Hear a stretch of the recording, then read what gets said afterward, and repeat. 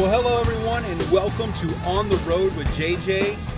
Was originally going to call this body language or even the body shop, but you know what? I figured some of my best thoughts come when I'm in the car and when I'm riding and when I'm driving down the road, and I've got a little bit of a commute from work to home. So welcome to the initial installment of On the Road with JJ. Really wish I had somebody with me. Wish I had someone here to share these crazy thoughts with, to bounce ideas off of, or just to kind of get, reactions from. But you know what? It's me.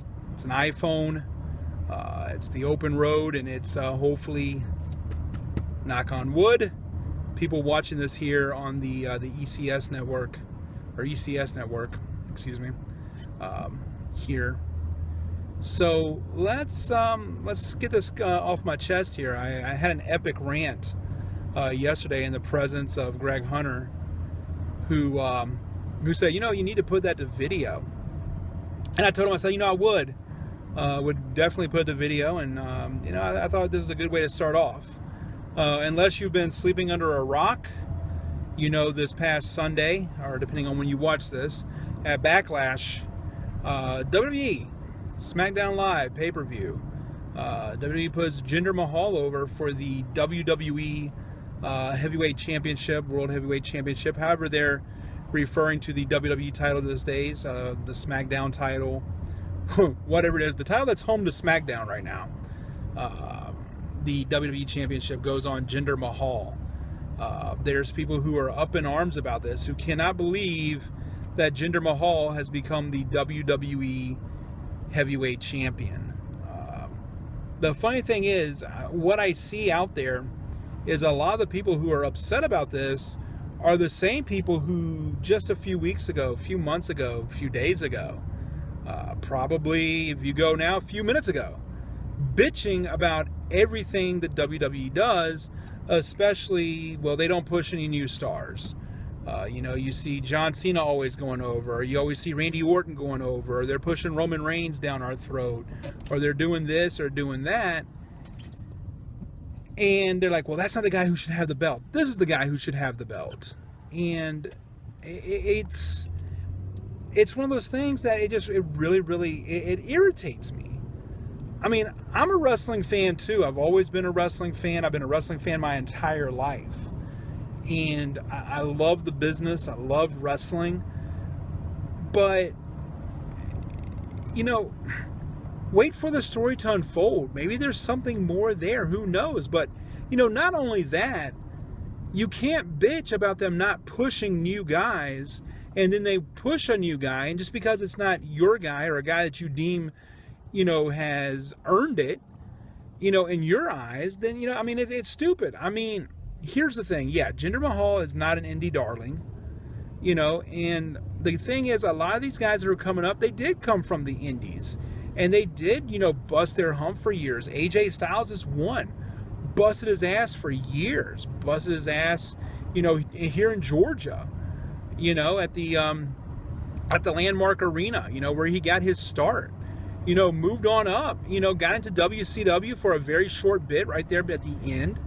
And then, moved his way back in, worked his way around the indies, went to Japan, went to TNA, went to Ring of Honor. I mean, he did a lot and really built up his name, built up his brand. And then when he got to WWE, it meant a lot. And, they elevated him very, very quickly through the ranks in WWE. And nobody really bitched about that because, AJ is a guy that, I think universally is accepted as somebody who's earned it and is a proven commodity. Jinder Mahal is, definitely not a proven commodity. I mean, he was in, 1/3 of a gimmick tag team, of a comedy gimmick tag team.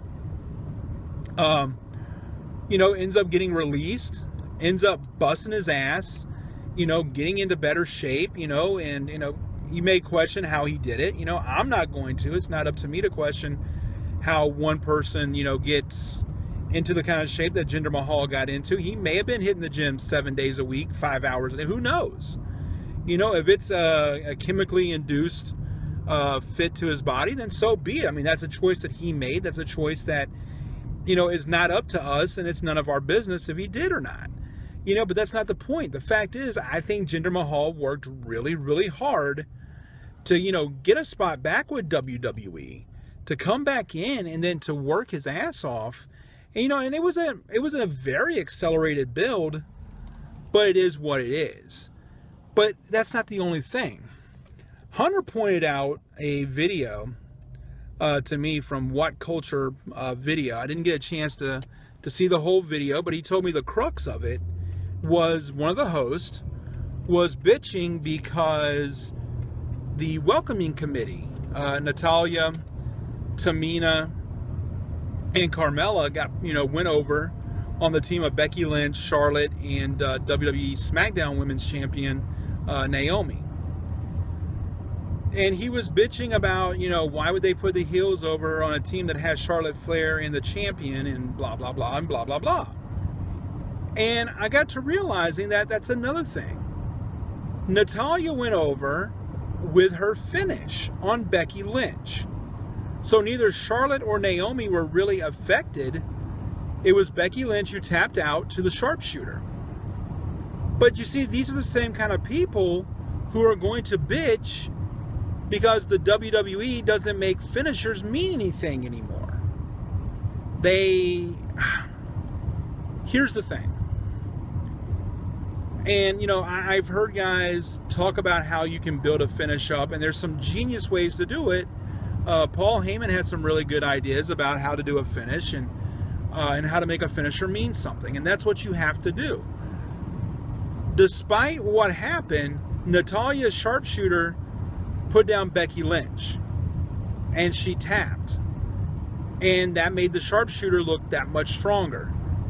You don't hurt Naomi, you don't hurt Charlotte in the process because they didn't take the fall. They were dealing with the other two members. You elevate Natalya and you make her finisher that much more of a threat. So now when she does go into a program with Charlotte, or she goes into her program with Naomi, it's going to be, if they slap on that sharpshooter, it could be the end. And we could be, you know, building Naomi. But that's not even the point. The point is, and I'm not going to shit on what they call the Internet Wrestling Committee, or community, excuse me, the Internet Wrestling Community. I'm not going to shit on them because they're fans and they're passionate and they love the business.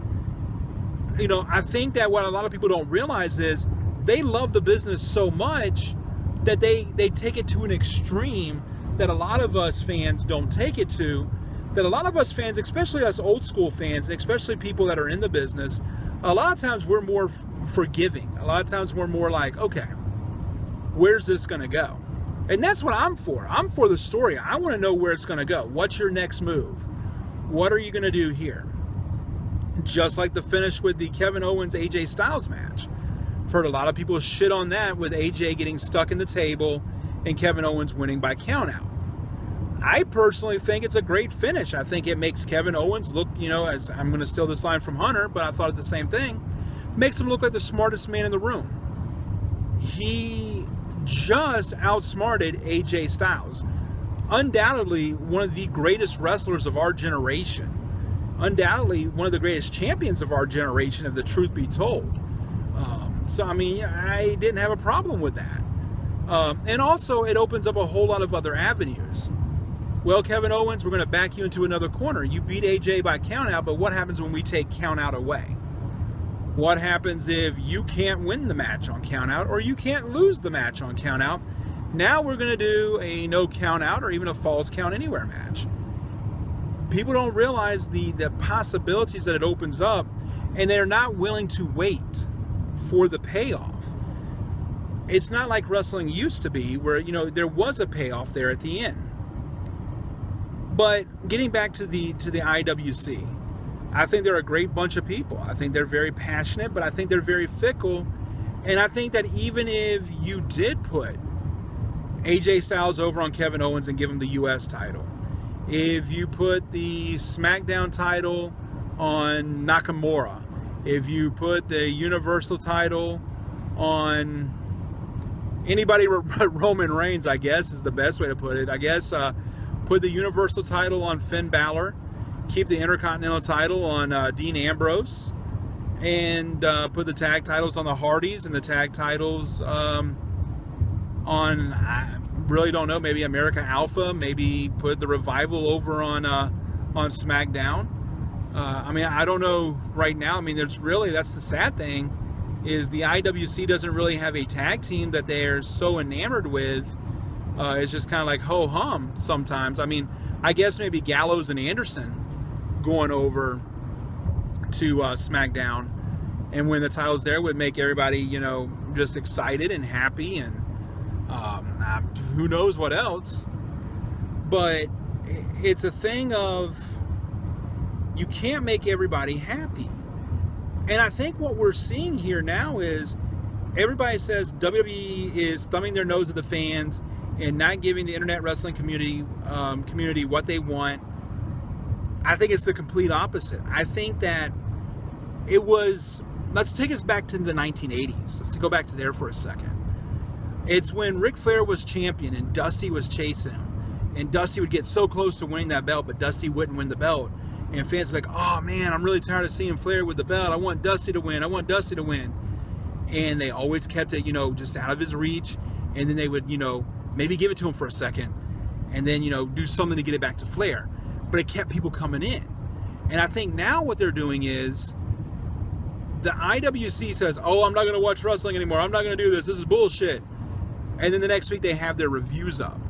And they're talking about, well, I was watching this and blah, blah, blah, blah, blah. They're working us in a different way now. They know what they want. And they're going to give it to you eventually. It's eventually going to happen. It's the inevitable. You know, and I mean, that's the thing. Slow down. Enjoy the entertainment. It's like this. Getting back to that point of the slow burn. The slow burn is great. You have that moment of, here's our hero, he's almost there, and poof, it gets taken away. But then when he does get it, it means so much more. So what I'm saying is, when we look at wrestling, and the internet wrestling community is looking at wrestling, let's try to look at it from a different point of view. Yeah, you have your favorites. Yeah, you have guys that you feel earned it, feel they deserve it, and they're going to get their spots. But let's also not overlook one other important fact. They're pushing these guys. And the thing is, they're getting paid. They're getting paydays. They have a contract with the largest wrestling company in the world. Let's take that out. The largest wrestling company in the world that just also happens to be one of the largest entertainment conglomerates in the world. There's movies, there's home video, there's streaming, there's wrestling, there's other opportunities that are there, other avenues that the WWE provides. And these guys are getting those opportunities. They're getting paydays. They're able to take care of their families. There's even guaranteed paydays now. That's something that guys didn't have back in the 80s or even the early 90s. That stuff just wasn't there. You know, especially the 50s, 60s, and 70s, where these guys were giving their bodies to the business, you know, and having to work for the spots and having to get the pushes to get to those top spots, because those are the top spots that actually meant something. The top spot still means something, but you don't have to be the champion to be the top guy in the company. All you have to do is work hard and be the guy the fans want to see. You're still going to see your guys. They may not be champions, but they're winners. They've already won at life. They don't need a lot of bitching, complaining, and moaning because they're not champion. Hell, some may not even want that fucking responsibility to have to lug around a championship, and then, you know, you have to make yourself more available for personal appearances and stuff like that. Some of these guys, they may just want to be like, hey, let me make my couple $100,000 whatever a year and let me walk. There's nothing wrong with that. All I'm saying, on the road, just quit bitching. Just enjoy wrestling. Enjoy the story, enjoy the build, see where the next chapter goes. don't look for the spoilers. Don't be upset because your guy didn't win, or you feel that this guy's not getting a fair shot, because he is getting a fair shot. He has a contract. He has money coming in. He's in the best possible spot he can be in. Wrestling is supposed to be fun. Wrestling is supposed to be our escape. I'm very fortunate that this year I'm celebrating 24 years in the wrestling business. Back in April was when I got my start, back in 1993. And I was so privileged and honored to be able to get into a business that I loved. I was 16 when I entered. I always loved the business. I've had moments of where the business has disgusted me. I've had moments of where I've been burnt out and just wanted to be away, but still watch and follow. I just didn't want to do anything with it. But at the end of the day, I've always loved wrestling. Been in the business 24 years. I'm still a fan. I get passionate about things. I wonder why they do certain things sometimes. Why certain people don't get certain shots that I feel they deserve. Why it takes so long for some people to get their spots. But, you know, I guess some of that more or less is personal. And a little, you know, and it's guys that I came up with. It's guys that, you know, I've watched come up in the business that they get their contracts, but, you know, you want so much more for them because you have so much respect for them. But it comes eventually, and it really does. But at the end of the day, still a fan, still love to follow, still love to watch. Love the, I love everything about it. I mean, I hear people bitch about the comedy bits out there and about the promos and about this, that, and the other. And I mean, to me, it's entertaining. And I mean, it may not be the wrestling, you know, I grew up with. It may not even be the wrestling you grew up with. But it's still wrestling. And the wrestling that we grew up with isn't much different than what we're seeing now. You know, if you go back and you watch the old TBS days, and you go back and you watch some of those old World Championship wrestlings, especially they're available on the network, you know, you had promo match, promo match, promo match. You know, very rarely did you have back-to-back matches. And then all you had as far as matches goes, you had a card full of squash matches followed up by one feature match. I wouldn't mind if we had squash matches again, because I think that gives local guys an opportunity. It gives WWE a chance to look at guys and use guys that, you know, they would never put under contract, or guys maybe they never even considered putting under contract, but giving them an opportunity on TV. Which is probably going to be the next episode of On the Road with JJ. Is we're going to talk about some of the things I would fix with wrestling now that, you know, I think would be beneficial. Now, it's not that I'm bitching, which was this one's about.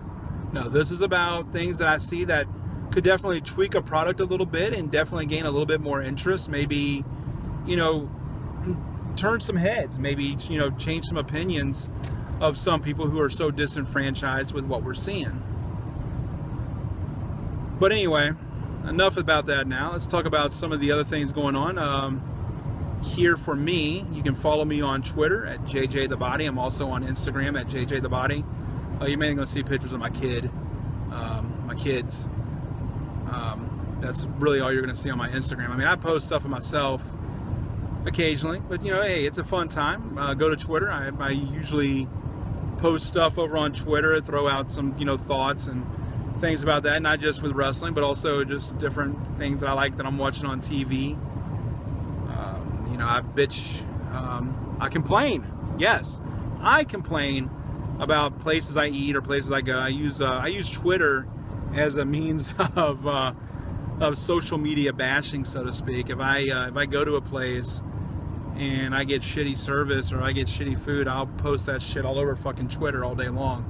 So follow me on JJTheBody, or follow me on Twitter at JJTheBody. That'll be a good time for you. You get to read some of my shit there. Of course, you can always find me on Facebook. There for John the Body Johnson. And coming up very, very soon, I'm gonna go ahead and break the news here. It looks like I'm going home. No, I don't mean moving to Atlanta. I'm going home. The Landmark Arena has been a place since 2003 that's been my home. I started there on Friday nights. Eventually worked my way and did some work with Wildside, and was fortunate enough to be the voice of Anarchy for some almost 8 years, from 2005 to 2013, save a couple of times that I took some sabbaticals.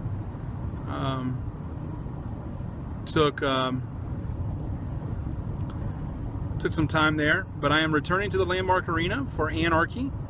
I've been gone since Anarchy originally shut their doors at the in 2015, but I figured 18 months has been plenty enough time, and I'm going back. I'm going back to the Landmark Arena. I was just there 2 weeks ago, but came by with my daughter to visit some friends and just say hello. And just when I thought I was out, they pull me back in.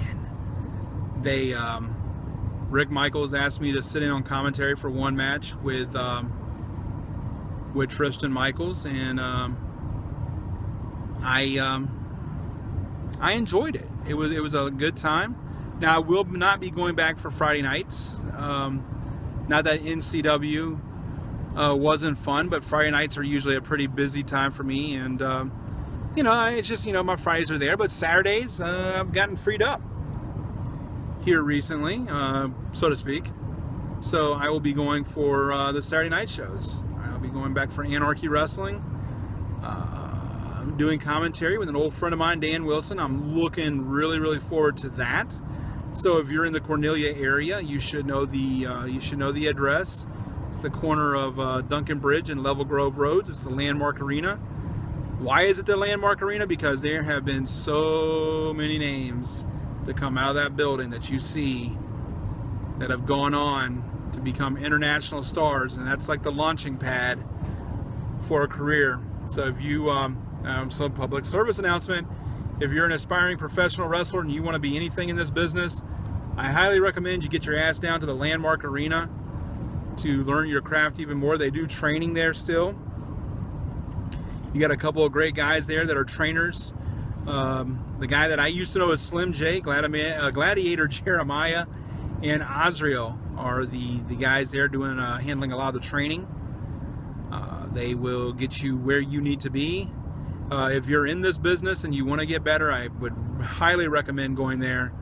It can get you places you need to be. So, but anyway, our trip on the road is almost over. We're almost to our destination. So until next time, this is JJ on the road. See ya.